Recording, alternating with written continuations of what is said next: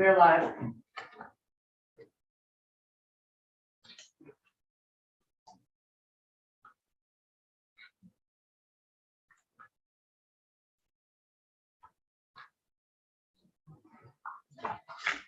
We're live.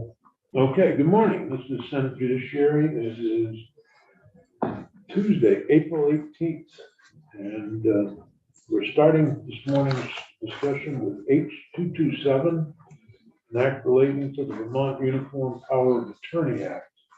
And we're going to just go over the amendments. It's a 70-page bill, which is a uniform bill, which means that other states have or are adopting this bill, so we have uniform laws throughout the country on these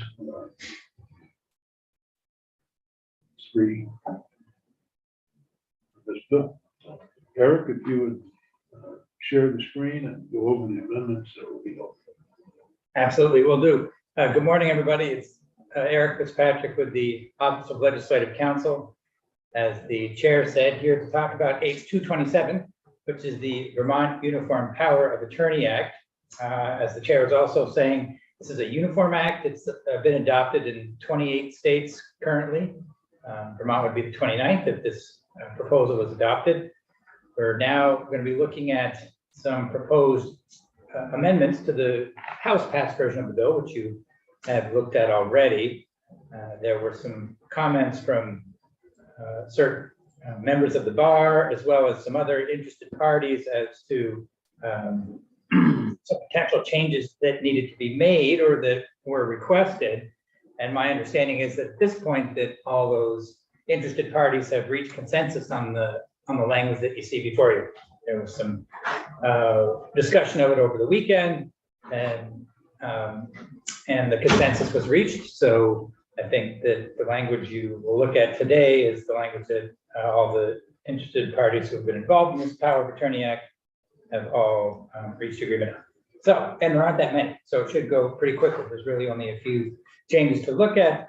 The first, and I have the screen is shared, so that's good. Page 25 is going to be the first change, or actually maybe 21. Let me just see here. But I believe it's 21. 25. The 25? Line 9.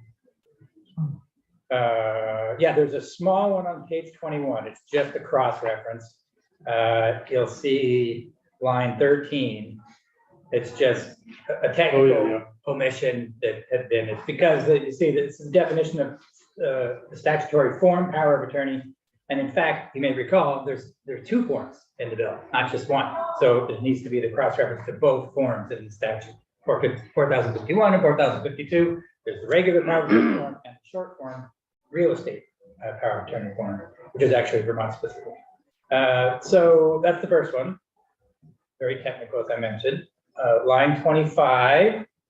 All right, now this is the list, just going to go back to 24 for a moment. This is the list of authority in a power of attorney that requires a specific grant of authority. That means that in order for the power of attorney to include these things, these specific powers, it must be specifically said. So if it doesn't say that they can do this, then the agent acting on behalf of the principal can't exercise this power.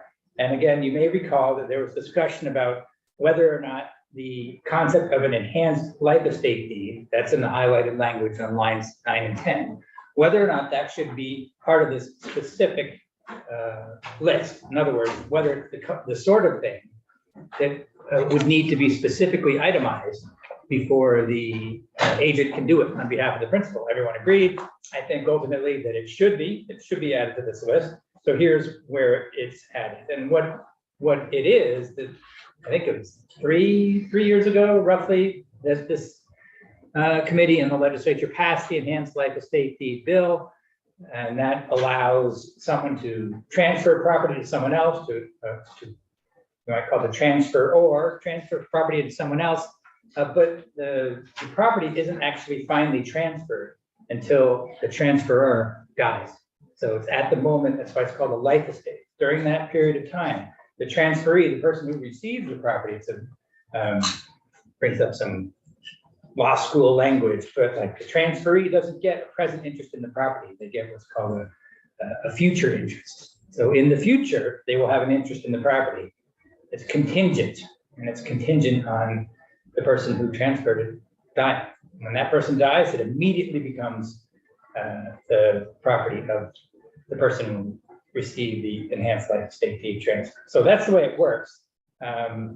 It's in statute now, and this provides that in order for a power of attorney to designate, to allow an agent to do that on behalf of the principal, has to be in there, has to be in the POA, has to be listed.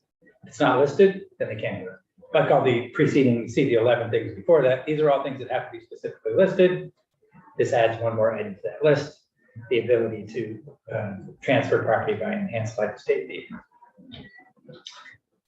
The next change is actually, I believe, connected to this one. Yeah, so it should be on page 56, I believe. And I think that's just the form, revising the form to reference what we just looked at, the enhanced life estate deed. So the proposal is to add it to the list of things that have to be specifically granted to the agent before they can do it. And this short form real estate power of attorney form, which we mentioned. What page are we on? I believe it's 56. Yes, 56.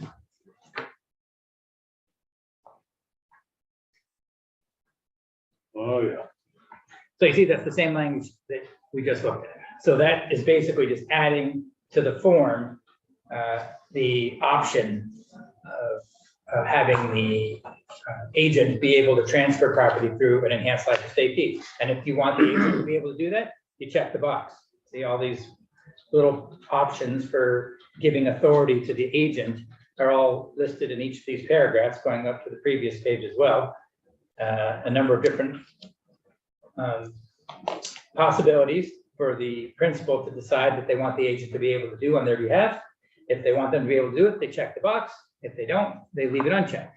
And the important thing is if the box is unchecked, it's not authorized. Exactly. No matter what. And on the form, there's like 20 things, and you're only covered for what's checked. Check the ones you want. Exactly. Yep. Yeah. And so this adds one to those possible things you can check, the enhanced life estate deed one. All right, so the next one is on page 60, 65. Oh, no, sorry, 62. And I think we've got a few pages in a row here that this changes around. These are, yes, 62. right. Oh, yeah, just a gift. Right. And you may recall that people were discussing that issue. You've created this ability for the agent to transfer property on behalf of the principal, but there was some, I think, lack of clarity or at least some disagreement among interested parties as to whether or not this ability to transfer included the ability to transfer it by gift. In other words, you're not selling it to the person, you're providing it by gift. They did want to include that, so rather than have it be unclear, just put it expressly that if the Does the gift or the transaction, like the state giving this to the other person once someone dies, does that avoid paying probate taxes? Taxes on it, and that's why I bring it up here, because it's like a gift. It is true. There's two separate types of transfer that you're mentioning, though. Yes, if it's an enhanced life estate deed transfer, yeah, that's one of the precise goals of it, is to avoid probate. That's one of the main ideas. Exactly. And that's why I think a lot of people use it as sort of an estate planning tool, especially parents and children. So that way they can, especially if your only asset is your house, for example. You'd like to be, the owner of the house wants to be able to transfer it to their kids without going through probate. You can do the enhanced life estate deed, never have to go through probate. However, so that's all. What is it? I'm trying to understand the difference between that and a gift. It's separate. The The gift thing is totally separate. I give you my diamond ring. Exactly. Although this happens to only apply to real estate. I don't have a diamond. Right. By the way. Right. But yeah, this is adding the idea that you can Those give of your you real estate. searching the house for the diamond ring. There is a right. That's the problem with being on YouTube. But yeah, so the gift piece is just a separate, separate from the life estate issue. Is just the idea that the intent to include the ability to gift the property as part of the authority you could grant with a power of attorney. So in other words, it's not just that you could put in there that your agent could sell it for you, you also want it to be able to be gifted. Or at least the interested parties wanted to be able to be clear that gifting was an option. And I think we'll see that in a couple of, so that's in page 62. Yeah, 63 mentioned, page 63 is the next few changes that mentions the same thing. You'll see this is the form. This is that the short form for real estate powers of attorney. So again, this is only powers of attorney for purposes of transferring real estate. And you'll see, say, line 8 on page 63. This says, well, what type of transactions, real estate transactions, is this power of attorney given? And again, you can check a box for whichever ones you want to do, but you could do, and the highlighted ones are the changes. Why did we cross out refinance? Because I think the decision of the Bar Association and the real estate section in particular was that it's more specific to say finance and or mortgage. So that includes refinance, but it's also more inclusive, I guess is one way to put it. Okay. And you see it also, so there's the gift to line 13. So again, adding the ability to gift it if you want to check that. And purchase or acquisition, line 10, adding the acquisition because it could be a purchase or again, it could be a transfer that isn't an actual purchase. But I think the idea is to include all types of potential transfer of real estate if they want to check the box. Okay, good. Let's see, next page. All right, so this actually is something that the committee, I think, spent some time discussing last time, and they recall. This is the idea of whether or not the agent, remember the power of attorney, it's basically a principal appointing an agent to act on their behalf, right? You got the principal and the agent who makes decisions on behalf of the principal. This involves the question of whether the agent who the principal is designated can designate somebody else to be the agent, right? So that's not just the agent that the principal designated, but can the agent name somebody else to be the agent? And the thought had been, and I think this committee was on the same point, that that shouldn't be something that the agent can do unless the principal has specifically authorized them to do it.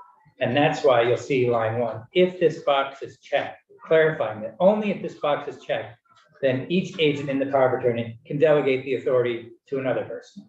So if they don't check that box, then you can't. It can only be the agent who was designated in the original POA who can act on behalf of the principal.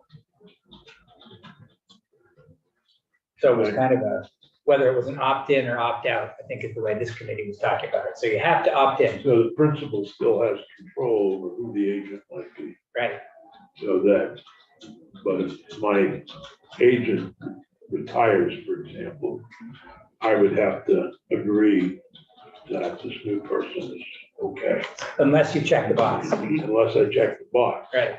But Many otherwise, times right. you're dealing with law firms where there's a number of people. Right. Probably just transfer over to somebody else. Right. And sometimes these powers of attorney have what's known as successor agents. So you can choose to put right in it. Hey, if the, like you mentioned, Senator Sears, if the first person passes away or if in some way becomes unable to do it, then you can name a successor, someone who would say, okay, who would be the agent if the first agent can't do it? All right, so a couple of more changes also on page 64. This has to do with the agent's ability to convey, you know, because frequently these are family members, and sometimes the principal might want the agent to be able to transfer the real estate to themselves. It could be that, for example, it's a child. You want the child to be able to transfer it to themselves. Again, it's a opt-in, so it's a question of checking the box. Does So you want your agent to be able to transfer it to themselves, you got to check the box on line 8. If you don't check the box, then they can't do it. And I think on the same topic, this is on page 65, or at least this is the delegation we were just talking about, Senator Sears, subsection C. And this is, I think, Senator Bruce was the one who caught this last time. You see lines 12 to 14 are struck because that would have been inconsistent with going with the opt-in approach, because the language had said, unless the language of power of attorney expressly forbids delegation, that means naming somebody else to, or letting the agent name somebody else to be an agent, then the agent may delegate the authority to another person. Well, the decision was not to go that route, to say instead, rather than it being an opt-out, it's an opt-in. So this language would be redundant. Actually, it would be contradictory. All the language until page 70, lines 1 and 2 is struck. Page 70. Let's see. Everything is struck from line 12 on page 60 to line 2 on page 69 to 70 is all struck. Is it not? I believe so. I just haven't got to the page yet. And I think you'll see it's all struck. Yes. All right. So this is the last issue, the last change. You'll see this is actually, if you go back just a couple of lines to line 20, page 68, you'll see that this actually is a change not to the Uniform Power of Attorney Act. This is in the Uniform Trust Act. So this is a change that's being made to the Uniform Trust Act, which is in existing law, was passed in 2007, 2008, I think. And this change is made to make the Uniform Trust Act consistent with what you're now doing in the Uniform Power of Attorney Act. Because, and as you mentioned, Senator Sears, it's the struck language on page 69, lines 12 to 20, and then the next 2 lines of page 70. And this is basically the ability to create a trust is in the statute, says that an agent can do that on behalf of the principal, even if they're not specifically authorized to do it. Even if under just some general power of authority, they can create a trust on the principal's behalf. But the power of attorney bill went the opposite way and put it in that list of things you have to check. So you can't create a trust on behalf of the principal unless you check the box. So this language is struck because that would be contradictory. This is saying that an agent under power of attorney could do it just with general power of authority. That's not true anymore. The approach that the POA takes is to say it's not part of the general power of authority. It's part of the specific power of authority. If you don't check the box, they can't do it. And I think that's it. Yeah. Effective date is July 1st of this year. And, the Bar Association is okay with that? Yes, we are. You can all do this stuff quite quickly because it doesn't take effect.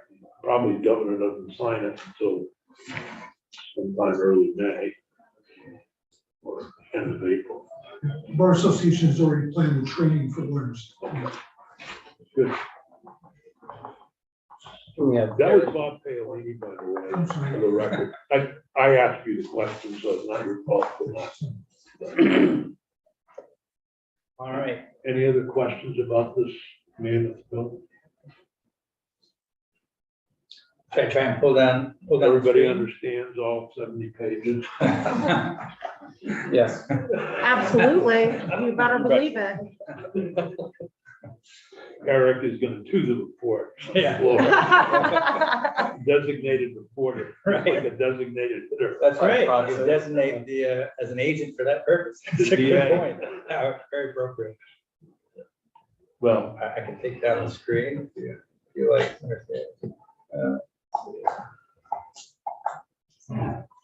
I would entertain a motion to amend H 227 seen in draft.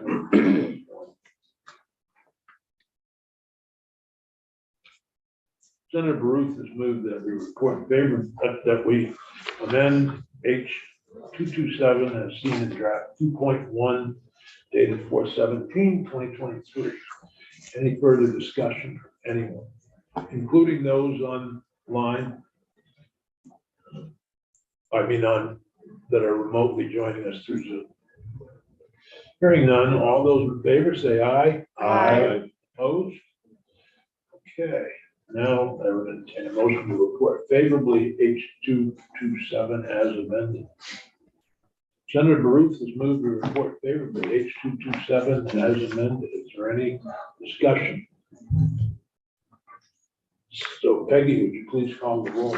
Senator Baruch, Yes. Senator Norris, Yes. Senator Biehowski, Yes, Senator Hashim, Yes. Senator Sears. Yes. I have volunteered to report this with Eric's aid. Thank God. I've got a haiku for you, to back you up on the floor. Yeah. excellent. There'll be many recesses. I'll be right behind you, Senator Sears, as I always Yeah, am. if there's any questions, there may be recess. I'll be there when the report happens. You can Okay, just lateral to Rob and stuff. bring Paolini too to Yeah. say, yeah, we agree with this. Great idea. I'll be there. And if anybody finds that, Bob, seriously, if anybody finds anything that they want to amend in this, before we report it, I'm happy to entertain amendments before third reading, so make sure we get this right. I mean, obviously, it's uniform law, but we did find a few things from the House versions. Any other comments on this? Mark, did you want to comment? Riding this bus? You're muted, Mark. We still can't hear you. Sorry about that. That's okay. Now. Common we got you. mistake of muting. Yeah, we had, after I should the have clicked last, Driving this bus. yeah. After the last meeting, we had some comments from Attorney Joe Bauer and Liz Smith of Caddick. And we've incorporated their requests, and I ran them through the committee, and Eric got them all. So I think we're good. Good, great. Thank you for all your help with this bill.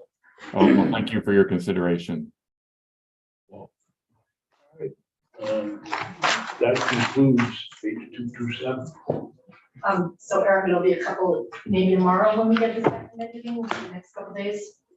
Action, yeah, that's, it should be. Do you have a preference of when you want to report it? Well, I'll be remote on Friday, and I don't know if I'll get permission from the Senate Rules Committee to be on the floor. I need to talk to Senator Baruch about why I'll be remote on Friday. You can do it Thursday if you want. It'll be, you can have it ready by then if you're, it's totally up to you, or next week. Or I whatever. wouldn't mind doing it on Thursday. All right, yeah, I'll get it to you. Great. Yeah, there's not that many changes, so Perfect. it should be fine. I'll just let them know and the Senate Secretary's office that we voted out, but it'll be a couple days before we get it. No, it'll be today. Oh, today? Yeah, Oh, yeah, oh, okay. yeah. Great. Yeah, I take it up today. It's on notice tomorrow. and Right. Oh, okay, I'm sorry. Thursday. Great, I thought it was gonna take a couple If I'm days. not available on Friday and it's third reading, they can pass it over. I doubt there'd be any questions at third reading, but we could pass it over to. Yeah. Crossing my fingers that there won't be any for second reading. Yeah. Yeah, I don't think it'd be much to discuss. You're gonna write me up my report. You bet. Hopefully it will be question proof. Well, just short, I think focusing on what the bill does. I kind of know what the bill does, and focusing on the reason for the bill, the Uniform Act, Right. not the sections. I think people would go through every section. Right. I had the There may same be thought. some important things there, themes, which is check the box. If the box is not checked, it isn't effective. Yeah, it can hit the highlights. And actually, the Uniform Law Commission has some good resources to be able to use for, why it's a good idea, what's the important big picture things, themes that go on in the bill, that sort of thing. So that should be able to be folded right into the full report pretty easily. Sure. Okay, sure. Okay. Thanks. You're welcome. You might have reported that enhanced life estate deed too, Senator Sears, now that I think of it. Pardon me? You might have reported that enhanced life estate deed. Senator Bruce. Oh, you reported that one? Yeah, maybe you did. I think I did. Right. Yes, he Did did. report. As I remember, I did a great job. Well, you explained your mother's. That's right. Oh, that's right. That's why I know it was you, because we now Yeah. know all about your mother. Yeah. Yeah, she was smart about that. Yeah. Would you prefer to report this book? No. I thought maybe you would become an expert on probate to be able to report it. Or you're an expert on how to avoid probate. Right. You can go on TV. I would say my mom was the expert.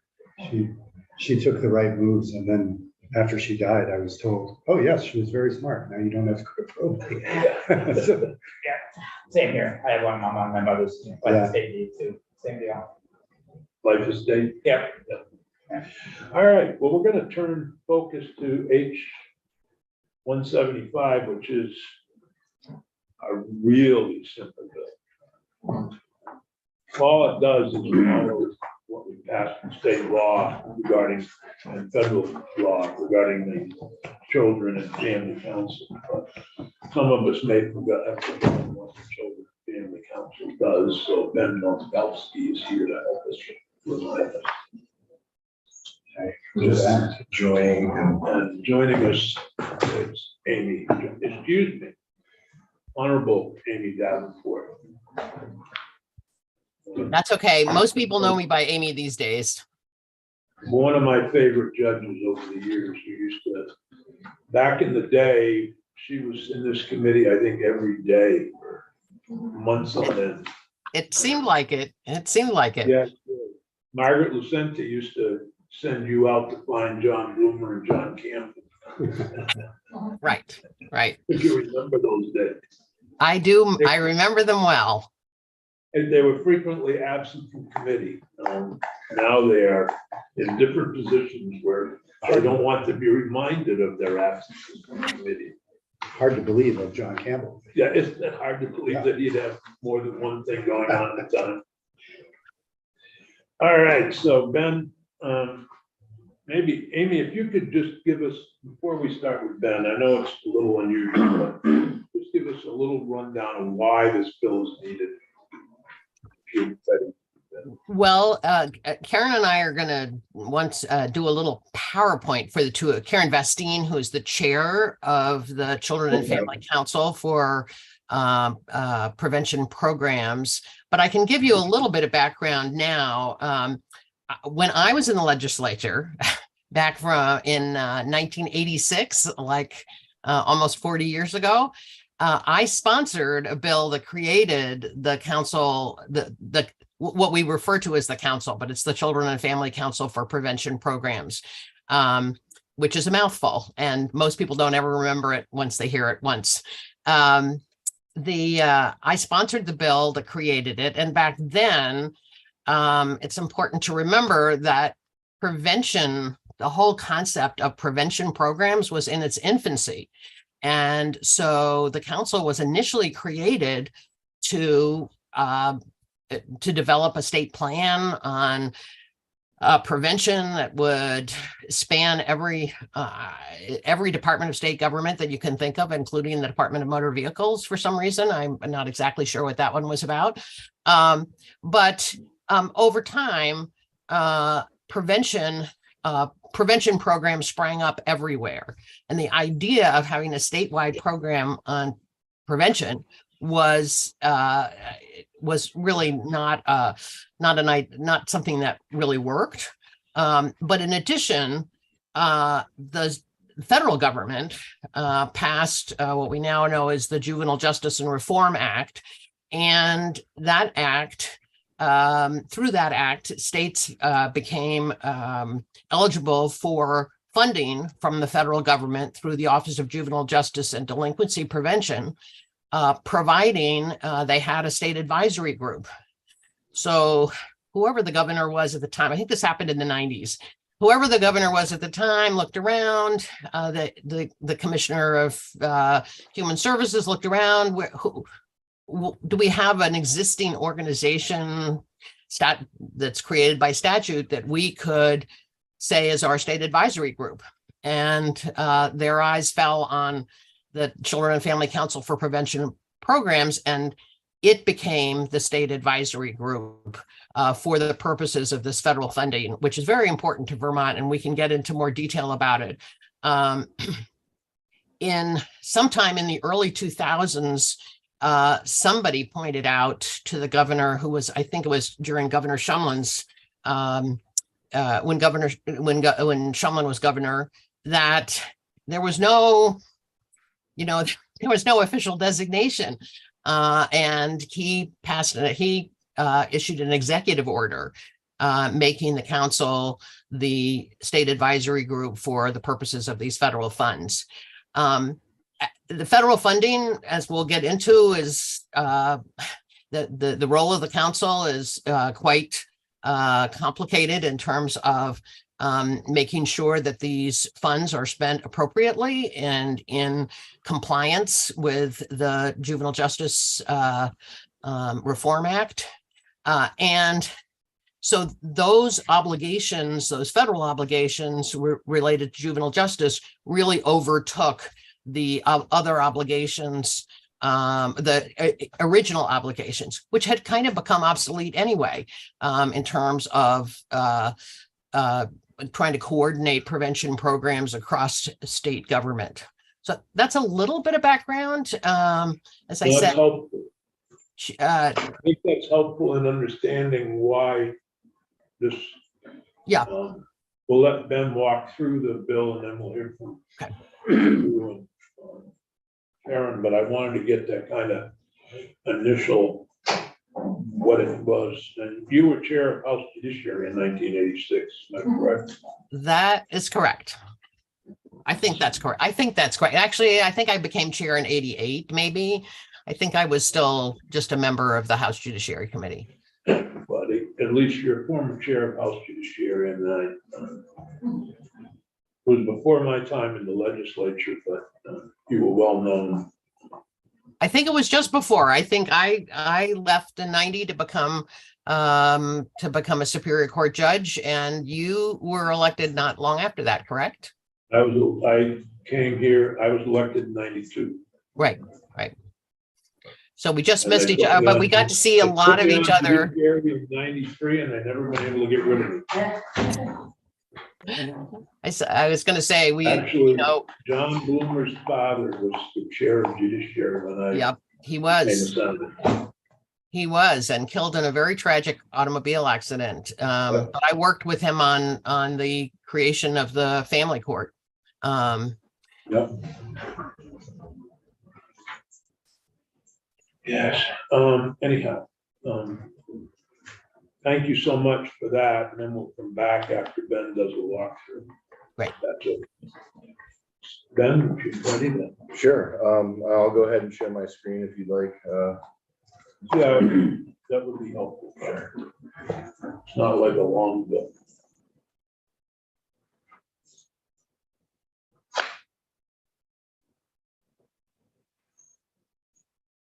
Okay, so thank you, Ben Novogrosky, for the Office of Legislative Counsel. As Judge Davenport gave I think a really nice history of the council and its purpose. What you'll see before you is H-175, which is an act relating to modernizing the Children and Family Council for Prevention Programs. And that's really what the bill does, is that it proposes to modernize the council to comply with the changes to the Federal Juvenile Justice and Delinquency Prevention Act of 2018. The most obvious change is the name of the council, which would be the Council for Equitable Youth Justice. Beyond that, the bill amends the council's role to more accurately reflect its current responsibilities and management of federal funds to support juvenile justice efforts in Vermont. So if you first turn to section 1 of the bill, this amends chapter 33 of title 33, which houses the current statutes governing the council. Specifically, section 3301 is the definition section, and it updates the definitions used throughout the statutes, including the name of the council, references to the Juvenile Justice and Delinquency Act, references to the Office of Juvenile and Delinquency Prevention, which is a federal office within DOJ, and then references to the Department for Children and Families. You'll see next are amendments to section 3302, which again changes the name to the Council for Equitable Youth Justice, and subsection A redefines the council's role as an entity to serve as a state advisory group, as Judge Davenport explained, pursuant to the federal law, serving to assist with the compliance with federal and state law and to promote the effective and to promote an effective juvenile justice system. Subsection B makes changes to delineate membership and meeting requirements of the council more clearly. These changes include the council now being composed of up to 25 members appointed by the governor upon advice and consent of the Senate. Consideration given to persons who adequately represent the interests of youth and their How many families. members are there now? 21. Yes. 21. Yeah, and so consideration given to those who represent the interests of youth and their families involved in the juvenile justice system. And then 3, compliance with federal law, and that it wouldn't be composed of full-time employees of the government. Otherwise, there's really little change to the selection of officers, how vacancies are filled, quorum requirements, and member compensation. Something that was brought up in the House, and Judge Davenport could probably speak a little bit more to it, is how member compensation is used. So it's sourced from the council's federal grant. Prior testimony in the House explained that 5% of the grant funds are allocated for compensation, but many members decline compensation, and whatever remains is usually spent on sending members, particularly its youth members, to national conferences concerning justice, juvenile justice trends and initiatives. So that was something that might be good for the Senate Judiciary Committee to know and give context. So other than that, changes to sections 3303 goes into the council's duties and responsibilities to reflect the federal changes of monitoring and compliance. Specifically, the council must support the core requirements of the JJRA, the federal governing statute, which includes the deinstitutionalization of status offenders, the separation of juveniles from incarcerated adults, the removal of juveniles from adult jails and lockups, and the reduction of racial and ethnic disparities in Vermont's juvenile justice system. Section 3303C empowers the council to apply for and receive federal funds for activities consistent with state policy and federal law. Subsection D requires the council to coordinate with DCF to develop a plan in accordance with the federal law by December 1st of next year and every 3 years thereafter. Subsection E requires that the council to submit a written report to the governor, the Joint Legislative Justice Oversight Committee, and DCF describing the council's efforts to comply with the federal law. And this would begin on January 15th of 2025 and required every 2 years after that. Additionally, subsection F requires the council to use a data-driven system in its efforts to include youth and family voices, which testimony said is largely achieved by the council having those voices within its own membership. You'll see that sections 3304 and 3305 are repealed, as they are no longer part of the core requirements and responsibilities under federal law. And then finally, section 2 is the effective date, and the bill will go into effect on July 1st of this year.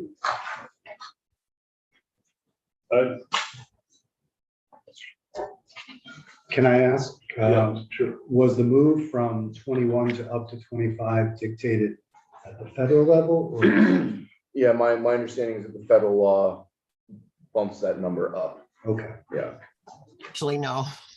No? Oh. No, actually, the federal law requires that you have a long laundry list of different constituencies represented on the council, including law enforcement, justice. Karen may better remember all the categories, but there are a lot of categories. And we asked that we bump up from 21 to 25, so that to give us a little more flexibility, because what we often find members who would be great, they just don't fit into those categories that the feds require. So we have to fill all the categories that the feds require, but this gives us a little wiggle room to bring on people who are very knowledgeable in juvenile justice. They just don't fit in the categories that the federal government gives us. Thank you. And to clarify my testimony, thank you, Judge Davenport, for the assist on that one. Yeah, the federal law gives that range between 15 and not more than 33, and has, as Judge Davenport explained, certain categories of experience. I have a couple of questions but first, maybe we could hear from Karen Bastine. My questions I'll probably ask after we hear from the witnesses, but Okay, so good morning, everybody. It's been a while since I've been in this committee, but I'm Karen Bastine, and I am the chair. I don't know how I should refer to myself, whether I use the new name or the old name. So I'll use the old name since this hasn't passed yet. So I am the chair of the Vermont Children and Family Council for Prevention Programs, and I'm joined here by Amy, who I believe may have already introduced herself for the record. I think I did. Vice chair of the council. And we put together a brief PowerPoint that is really more of a visual so that Amy and I stay on track, but I'm going to go to that now. well, Would you like me to stop? Sorry. maybe you'll answer my questions, but Sure. Would you like go me ahead, to please. answer questions first? No, go ahead with the PowerPoint, but I do have questions. So. Okay. All right. So this is who we are.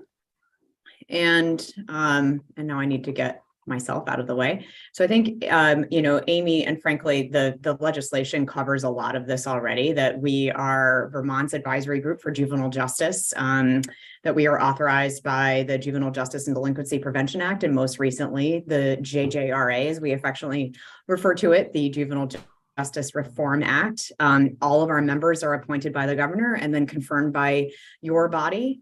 As Amy just described, we are federally required to have a very specific set of representation on the council, ranging from youth to victim advocates to substance abuse providers, et cetera.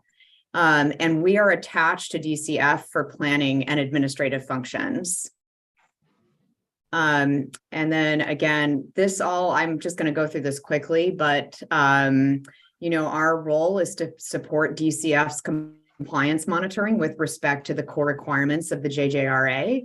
As Amy described to you, we also provide grants based on an annual allocation of funds this is the Office of Juvenile Justice and Delinquency Prevention, also known as OJJDP, which is fun to say.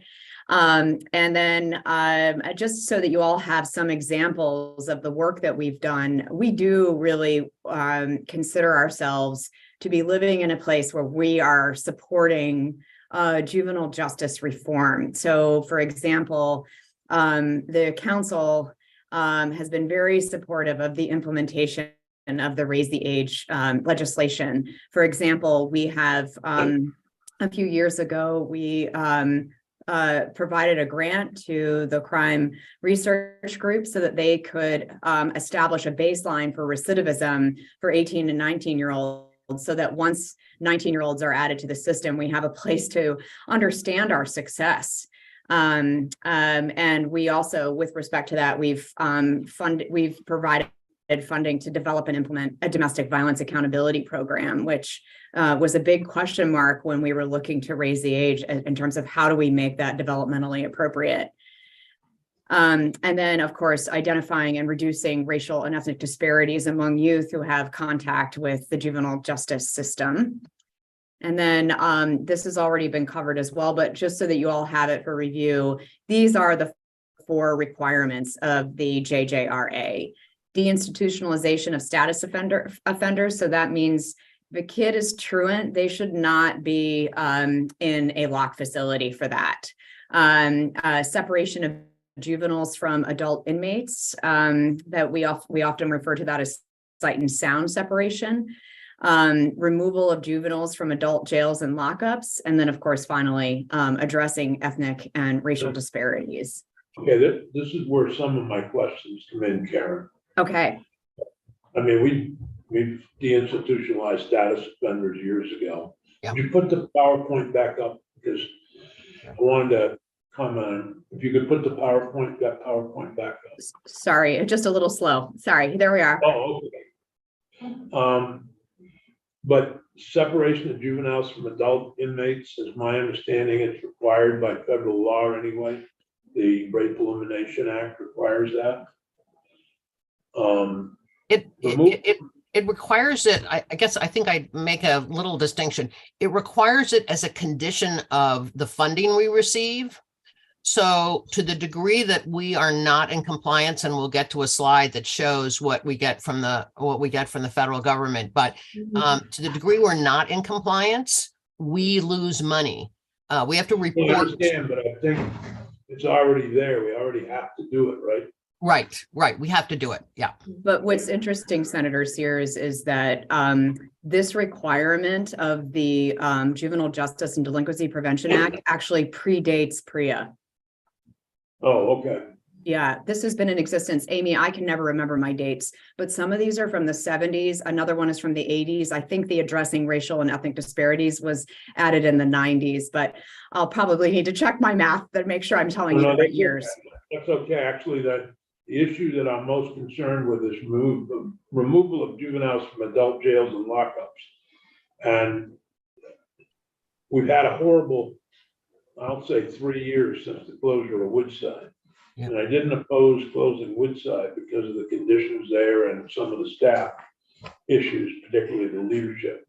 But once it was closed, it forced the state into some rather draconian, maybe draconian is too strong, but some problematic changes. And I'm wondering how the council is helping with the establishment of a new secure facility.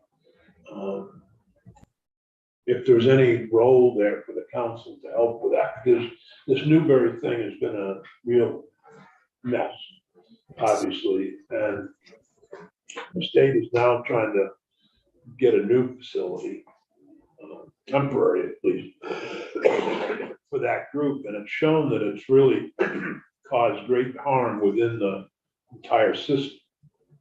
I think Karen? Sure. So former interim Commissioner Chen referred to the situation as trying to run a system without trying to run a hospital ICU without any equipment. Right. Yes, and I would just share that the council's position on this is we 100% share the concerns that you just put out there. We were encouraged by the report that DCF most recently issued regarding kind of the 4 levels of care. We think that's a great start, and we were very supportive of that. With respect to how the council can support this work going forward, if called upon, this is a great use of our grants in terms of providing consultation. If there needs to be a pilot program that tests out, a certain element of this planning, that would be, we don't get a lot of funding. So I think we would just want to be smart about how council funding might be used towards some supporting system change. But that's what we have done in the past with other elements of the juvenile justice system. So I don't want to get out ahead of any decisions or discussions that would need to happen in the council, but we can partner on this. Yeah. And you could, my next question is the change in on page 1, section 1. Excuse me, the definition of primary prevention is struck. And the things that are mentioned in that struck language are so important to prevention. I'm wondering if it's struck because of the federal law or we're no longer into primary prevention with the council. I think I would, I think Amy's in the best position to be able to answer this question from a historical basis. But what you see there, we agree that is a great definition of primary prevention. But I think what we're looking at is whose responsibility is that? And when the council was first created, as Amy can describe, we were taking on we were taking on that work. And Amy, I don't know if you want to explain our historical relationship to that. Sure. One thing I didn't mention earlier was that in addition to this primary prevention plan that we were supposed to develop, we were also in charge of overseeing the Children's Trust Fund. And the Children's Trust Fund does a lot in the area of primary prevention. But over the years, it has become more realistic for the Children's Trust Fund to do their work. I mean, our oversight ended up being almost rubber stamping what they were doing because they are the ones that really have the in-depth knowledge. And in fact, last year in the appropriations bill, all references to the Children's Trust Fund were taken out of our statute. And that was a change that we supported. It makes sense. I agree with you, Senator Shears. This is a great definition of primary prevention. It's just not what we as a council aren't able to focus on something that is as broad as this. We are, on the other hand, and we can get to the specifics of it. In Act 201, the legislature made legislative findings about what works in terms of juvenile justice. And we have incorporated references to that so that this statute, the H-175, is not just grounded in federal law, it's also grounded in state law and what the legislature has said and made findings with respect to what works in terms of juvenile justice. And there's a slide in a little bit that describes that, but I'm not. We would not disagree that this is a good definition of primary prevention. It's just that primary prevention has become so broad that it is more than what this council is able to do.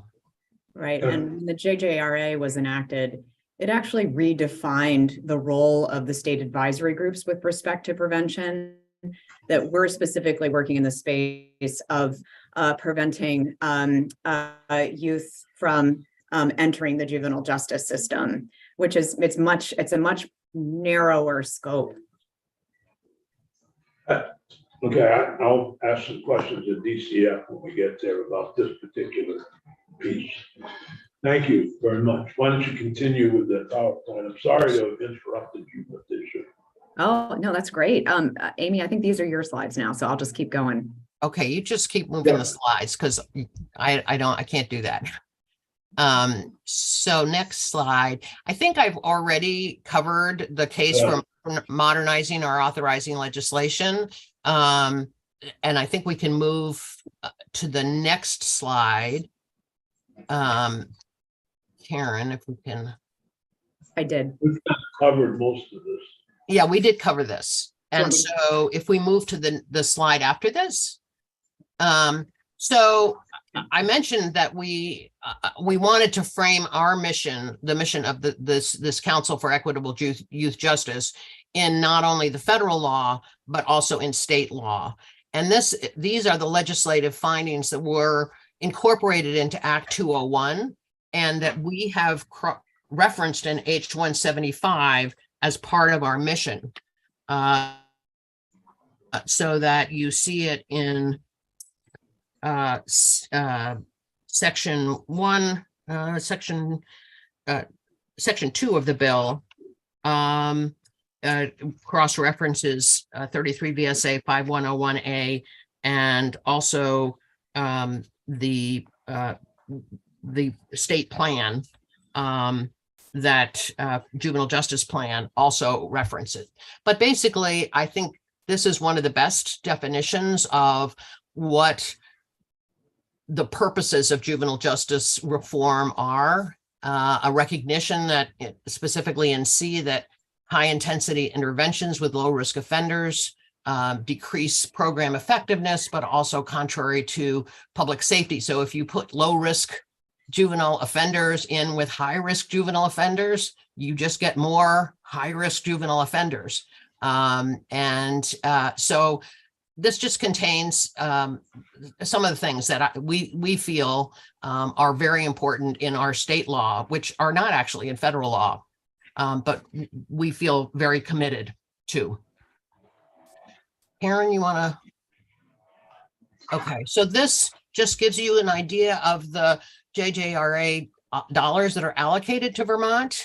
So we are in the federal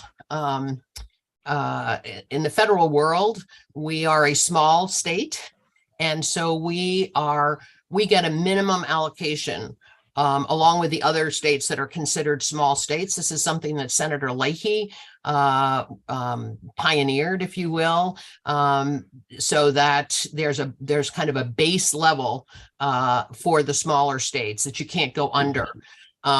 So that has been around 400,000 in federal fiscal year 19 and federal fiscal year 20.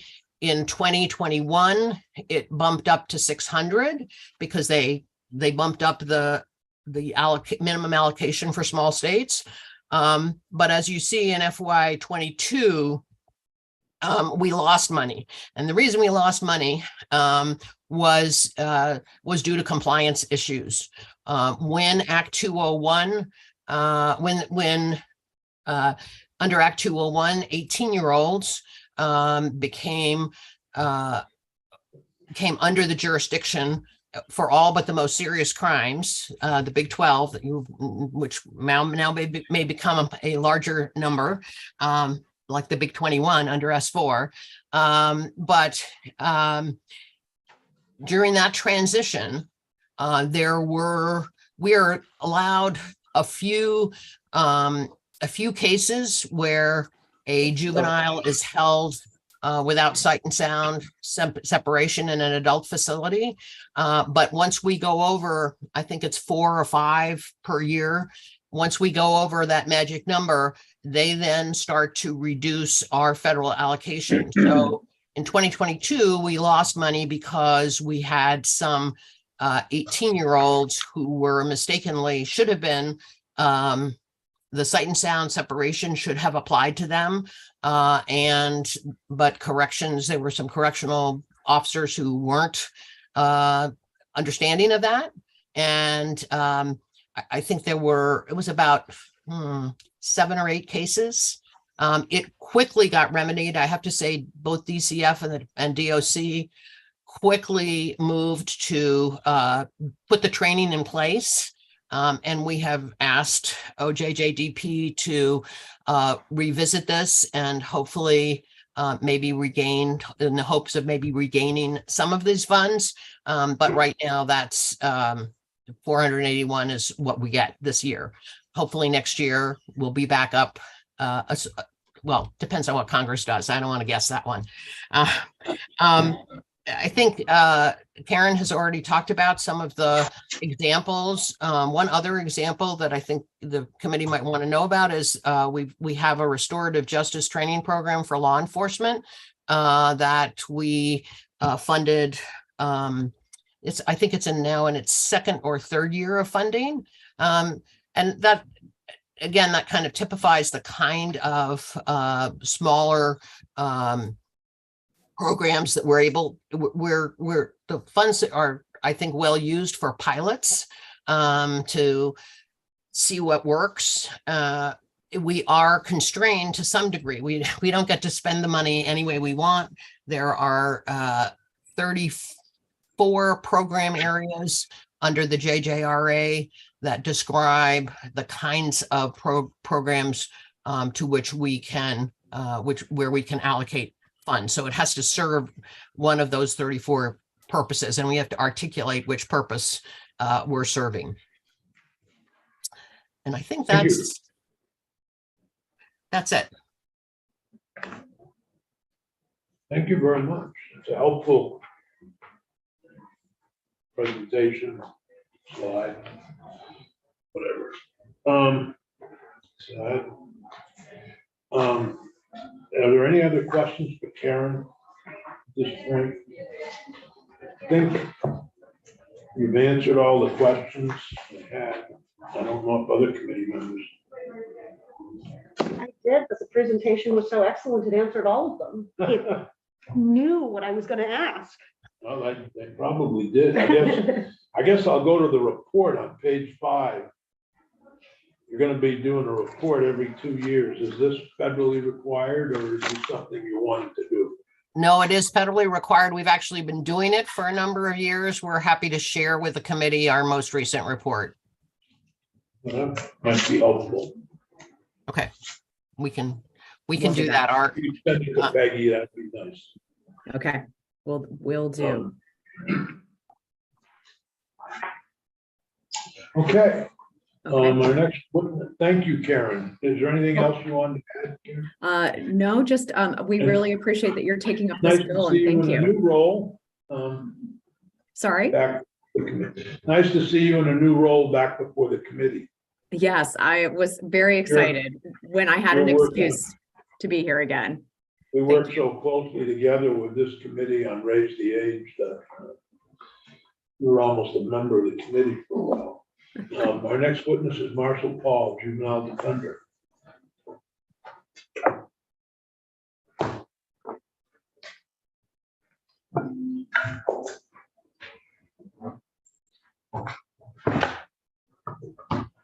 Thank you. So I want to be brief. Our office supports this bill. From our perspective, this really is not, from our perspective, what this bill really does is adjusts a lot of the language and mission statements that surround what's currently the CFCPP to reflect what the CFCPP actually does. Because as you pointed out, Senator Sears, this all began with prevention programs. And I think that this shift in the name and the shift in focus of the CFCPP is really reflective of a shift, not here at the state level only, but really a shift at the federal level. And the OJJDP has used this process, these state programs that implement the JJRA at the state level to sort of drive policy. And so what you see is the evolution of federal policy. So back in the 80s, prevention programs were the hot button thing. That's what the feds were focused on. So that's what they created these bodies to implement. And they've done actually a very successful job. I mean, a lot of that idea of prevention programming that began in the 80s is now baked into our law and baked into our practice, and is not now what the feds are focused on. And so the feds' focus has really shifted primarily at this point to looking at racial disparities in the juvenile justice system. And that's really a lot of what this bill does, is just reflects that shift. The federal money comes with federal policies, and federal policies shift over the years.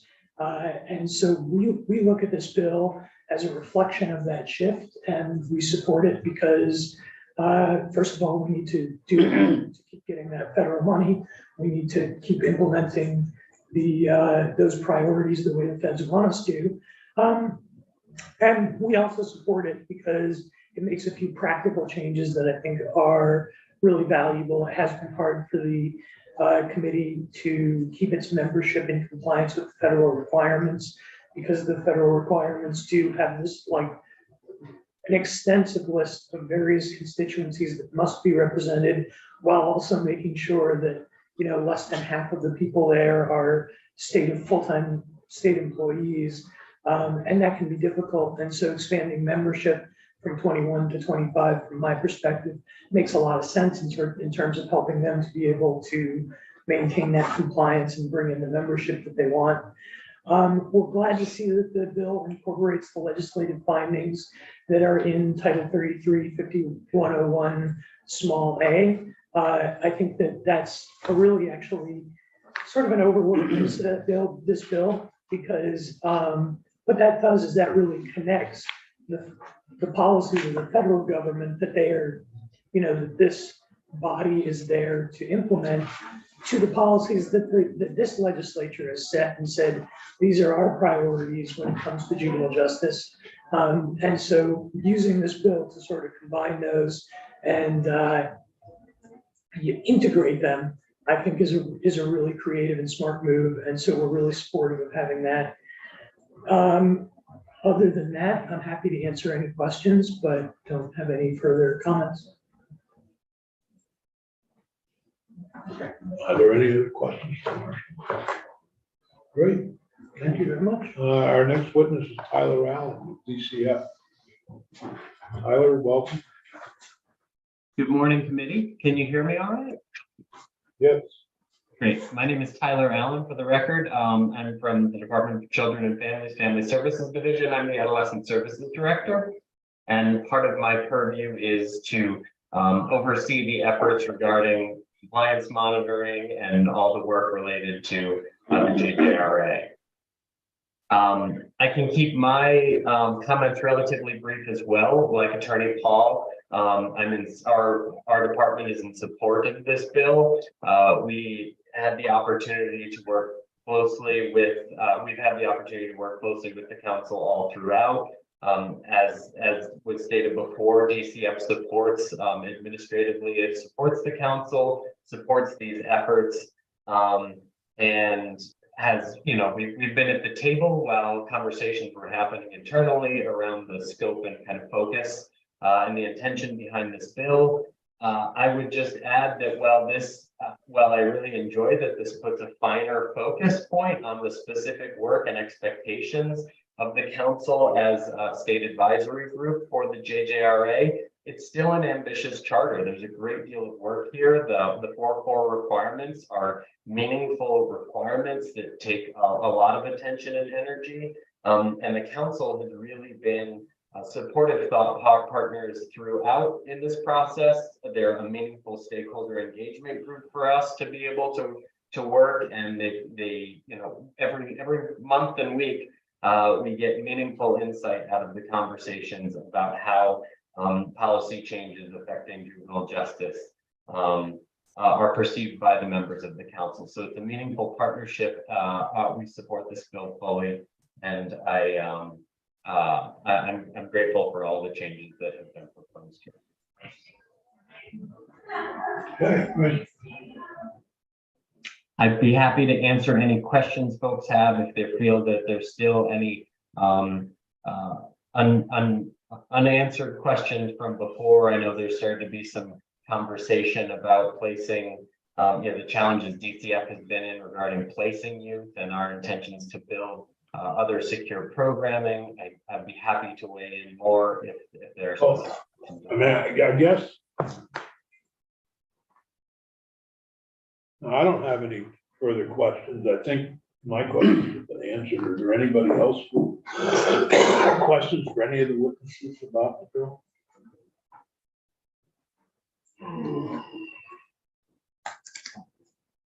I might offer up to the committee one small distinction that I don't know that was specifically mentioned, but there is, I'm agreeing that PREA has sight and sound recommendation or sight and sound requirements, as does the JJRA. There is a little bit of difference between those two things.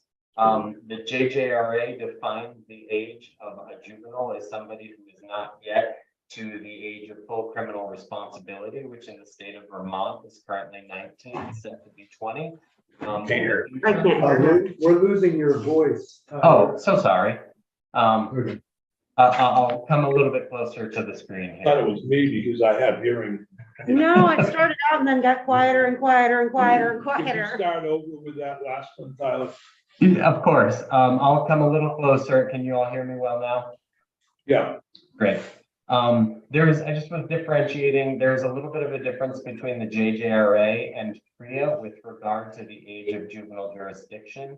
PREA sets a specific age. They identify 18-year-olds. You're gone again. Am I gone again? Wait, and I think. Okay. Maybe my computer doesn't want me talking about PREA. So I'll add to it, PREA defines age of juvenile jurisdiction as 18 years old. The JJRA defines the age of juvenile jurisdiction as before the age of full criminal responsibility, which in the state of Vermont is currently 19 and set to be 20 in the future. So there is a little bit of a difference there, and for that reason, last year, some legislation was passed that enabled us to remain in compliance to the JJRA if a youth is over the age of 18 and needs to be held securely within a facility, and it's called the interest of justice hearing. So there is a process which has been described and defined, ensuring that there is judicial oversight if it is necessary to place a youthful person into an adult facility, and the JJRA allows for that. Any questions for anyone? Are there any amendments that any of you are thinking about? That as you work through the bill? No, I think it's perfect. I was worried when you said this was a really simple little bill, but it seems like you were right. Yeah, it really is. Okay, Beth? I have to find an amendment somewhere.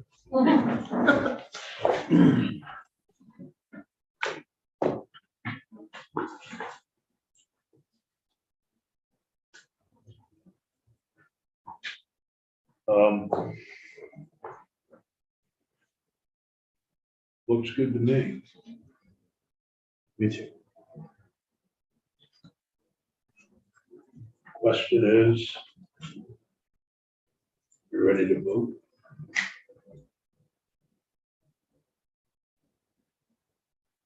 I'm good with it. Senator Norris has moved that that we report favorably H 175.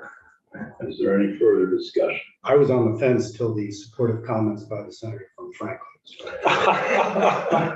I will not vote for that. Peggy, would you please, any comments from anybody? Peggy, would you please call the roll? Senator Peruth, Yes. Senator Norris, Yes. Senator Buhowski. Yes. Senator Hashim, Yes. Senator Sears. Yes. Who would like to report this? Bob was telling me he really wanted. I'll report. He was enthusiastic. He's so enthusiastic about this bill. That was better than the one Senator Hashim just reported, so yeah, I'll do the 7-pager. Yeah, there you Yeah, I got 70 pages. I can give you a section by Senator Hashim just did about 30 pages. go. Yeah. Yeah, I think you can handle 7. Should I go off live? I think we are, no. No, I wanted to talk a little bit about, that's fine, Ben. Thank you. I just have to say, I'm really appreciative of Ms. Vastine and Judge Davenport's help on this. Been a lot of good work. Thank you. I just wanted to publicly, while we're still online, compliment Senator Sheen for the report. Oh, thank you. I was impressed by the way you explained some of those more technical laws and how, particularly the idea of the interstate enforcement of a law on speeding or license suspended from Massachusetts was really helpful. And I watched Senator White kept putting her head up and down. So she gave her approval. And I do thank you for that. Thank you. Appreciate that. Now we